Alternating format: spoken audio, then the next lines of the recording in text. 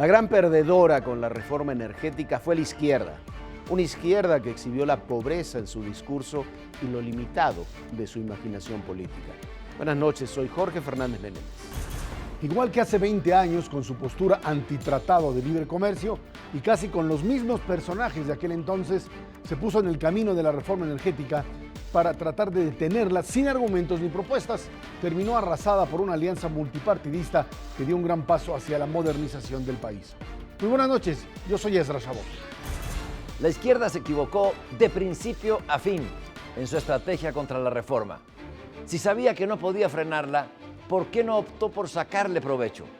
Pudo haber impuesto los apartados hacia los cuales destinar los recursos del fondo petrolero y que estos se canalizaran al sector social de la economía, a la protección de los débiles y de los sectores vulnerables, pero se empecinó en jugar al todo o nada, igual que hace 20 años contra el Tratado de Libre Comercio. No obtuvo nada, salvo una gran derrota y la exhibición de sus limitaciones no superadas. ¿Qué tal? Soy Pablo Iriart y esto es México Confidencial.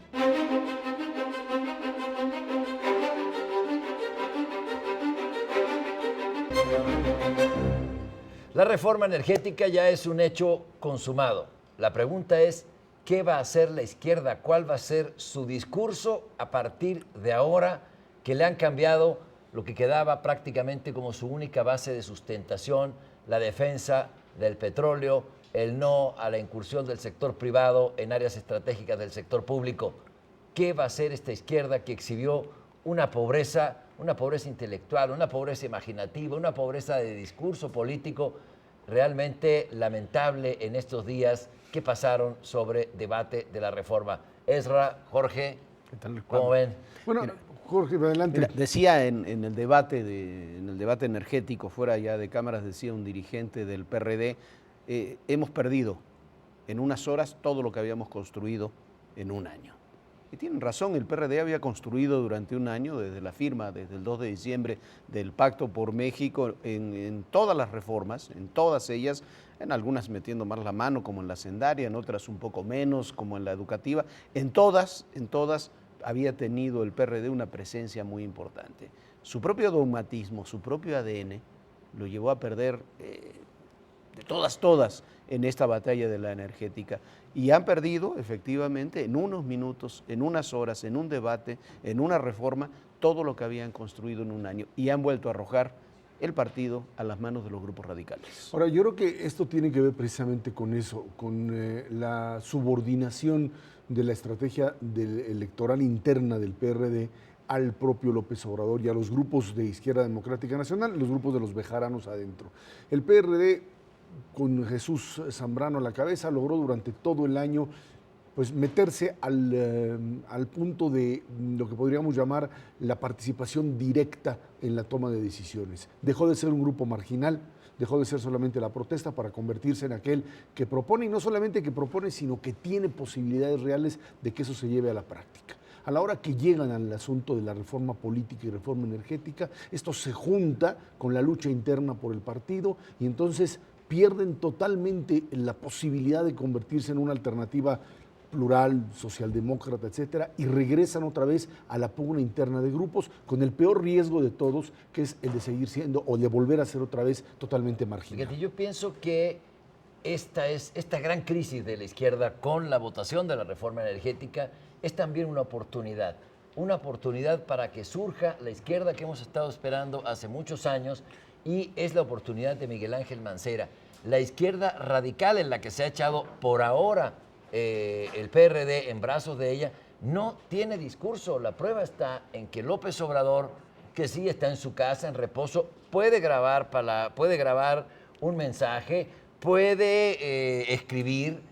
No está en una situación tan crítica como para no poder hacerlo. Lo que pasa es que no tienen que decir. No hay absolutamente nada que decir. Yo creo ahí nada más, Jorge, yo creo que sí tienen que decir, porque lo que hicieron es retomar el discurso del nacionalismo revolucionario. Sí, pero ya se acabó. De los años 30 y volver a repetir, no importa que sea desfasado. No, ya se les el discurso de ellos es básicamente, nos robaron el petróleo, hay que volver a rescatarlo, ir a la consulta, si es que esto jurídicamente puede ser viable.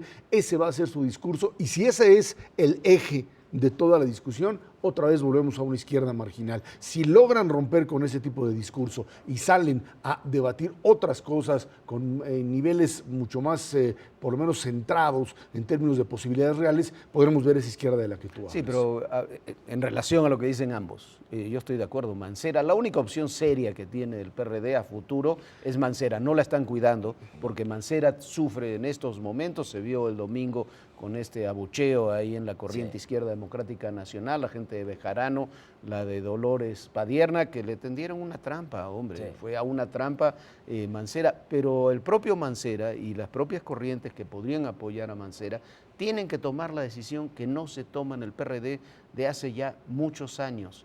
Tienen que deslindarse de sus grupos radicales. El Mancera, Graco Ramírez, Izquierda, Nueva Izquierda, el grupo de los Chuchos, tenían la convicción de que se podían hacer algunos cambios en la Constitución menores para adecuar la Constitución a lo que proponía Cuauhtémoc Cárdenas, que en términos internos de Pemex en algunas cosas era muy viable. Pero para hacer eso se tenía que cambiar la Constitución. Cuando se impone la línea de no al cambio de la Constitución, los que pierden son ellos, porque se quedan sin discurso.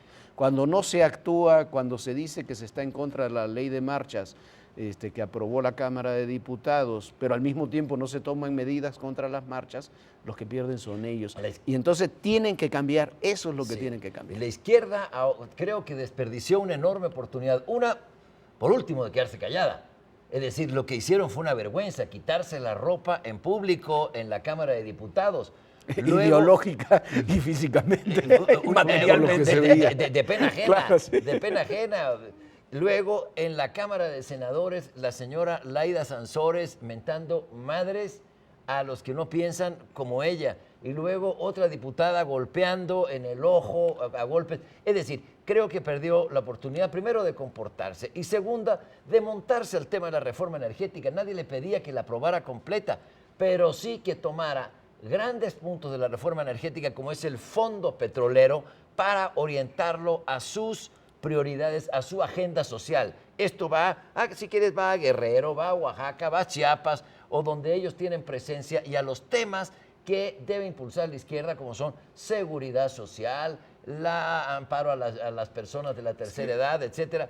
Creo que todo eso lo desperdició por encerrarse en un no que no les condujo a nada más que una gran derrota. Es que el problema también radicaba ahí para la propia izquierda en que habían planteado, digamos, una división de temas, en donde el PAN se salió de la reforma hacendaria, no pudo seguir negociando, no quiso seguir negociando, y entonces el gobierno y el PRI pues hicieron muy bien la jugada, negociaron con la izquierda la reforma hacendaria, negociaron con el PAN la reforma energética. En el tema de reforma energética, que es mucho más trascendente que la reforma hacendaria, pudieron haber detenido una buena parte de lo que Acción Nacional planteó.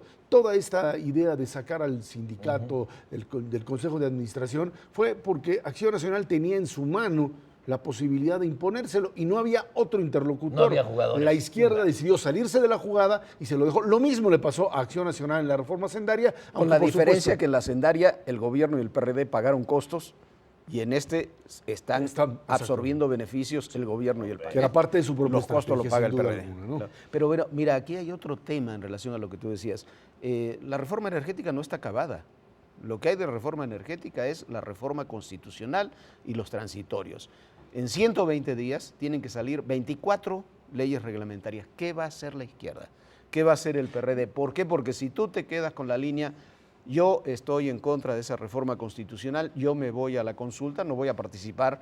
O sea, si es una reforma constitucional con la que no estoy de acuerdo, que rechazo, no voy a participar en la elaboración de sus leyes reglamentarias. O voy a votar en contra, punto. No voy a participar en esa negociación. O sea, si se margina, vuelve a ser la izquierda Si se va al tema de la consulta y yo me centro en la consulta porque yo no voy a participar. Eso es lo que van a hacer. Pero van a ir solo a la consulta y los artistas y pregúntenme a mí, yo quiero opinar. Eso es todo. Y eso le deja al gobierno, Partido Verde, Partido Nueva Alianza y al PAN, y al PRI obviamente, le deja un terreno amplísimo para ir negociando estas secundarias, las de telecomunicaciones, todo lo demás a lo largo de todo el año. Ahora, le queda, en términos del asunto de la consulta, hay un problema de estrategia política. Los periodistas prácticamente ya metieron a la Corte la pues, solicitud de inconstitucionalidad de la reforma energética y van a hacer lo mismo en ese momento sobre el tema de ir a preguntarle a la gente. Ajá. El problema es que en el momento en que la Suprema Corte, dentro de unos cuantos días, les rechace todo eso,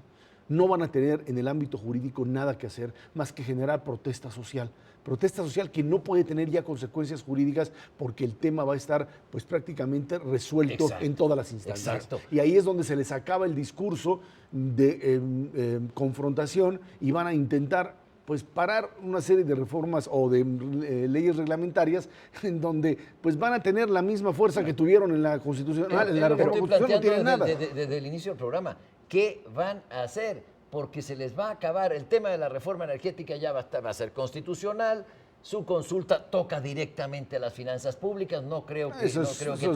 hay otros elementos, yo creo que es más que finanzas públicas, pero como está elaborada... Pero para efectos de la Corte, si va o no va como consulta pública, toca las finanzas y yo los ingresos. Yo creo que ese no es el argumento es otro. El argumento es que no dice que son reformas constitucionales, o sea, no hay consulta para reformas constitucionales y esto fue una reforma constitucional, este es el constituyente y no el Congreso y por eso no procede. También la puede haber para las reformas constitucionales, por supuesto que sí, la consulta ciudadana. No dice la ley así. Pero tampoco no lo prohíbe. El tema es que toca los ingresos y los egresos del Estado. Yo creo que es más difícil. Estamos discutiendo una sí, algo que todavía no sucedió. Sí, pero se va a quedar sin discurso y se va a quedar sin absolutamente nada esta izquierda. Porque la Corte se lo va a echar para afuera. No, pero bueno, más allá de eso, en marzo tiene que haber elecciones en el PRD y yo creo, el PRD son conscientes de lo que ha ocurrido. Hay sectores que puede ser que no y que estén muy felices como se han dado las cosas, pero lo cierto es que hay sectores serios en el PRD y son conscientes de lo que ocurrió. La única opción que tiene el PRD, contestando a tu pregunta, es en su Congreso, en su elección de dirigente nacional de marzo, que por fin el PRD defina las aguas. Si Mancera es la opción del PRD, que yo creo que es Mancera la opción del PRD, sí, es el hombre que tienen que impulsar al 18, su gobierno tiene que ser el mejor posible para que llegue fuerte al 18, se tienen que desligar de estos grupos, los Bejarano, los Padierna. No puede ser que le hagan una emboscada al jefe de gobierno, a su principal dirigente, y que no pase nada. Que nadie tenga un costo político, que no haya ni siquiera una declaración de Jesús Zambrano. Mancera no tiene grupo político y esta es la demostración de que todavía no lo arma, que pueden hacer con él así lo que finalmente hicieron. O Mancera construye, como Marcelo lo intentó hacer antes, un propio grupo dentro del PRD o las corrientes se lo van a comer. Tiene que hacer cambios, tiene que fortalecer a su equipo y tiene que poner a su gente en los puestos claves del gobierno porque no puede estar a expensas de personas tan poco confiables como son la señora Padierna y el señor Bejarano, y eso quedó demostrado en el evento del domingo anterior. ¿Sabes qué? Este año, 2014, va a tener el presupuesto para hacerlo. Tiene el fondo de capitalidad y va a tener 50,000 millones de pesos adicionales con los nuevos impuestos que se votaron esta semana en la Asamblea, más el aumento presupuestal que ya habían logrado. Contra lo que se piensa, yo creo que Mancera va bien, que las aguas se le están abriendo a él y no a otros dirigentes perredistas, como es el caso, de Marcelo Ebrard o del propio López Obrador y quien quiera intentarlo. Es Mancera. Eso solamente con una izquierda mucho más abierta. Si no está dentro de la estructura de tribus, no lo van a dejar pasar. Bueno, yo creo que esa izquierda existe. El problema es que se tiene que identificar, se tiene que diferenciar y comenzar a trabajar ahora, aunque asuma costos para su nuevo proyecto. Jorge Ezra, se nos fue el tiempo. Gracias. Y esto ha sido México Confidencial. Buenas noches.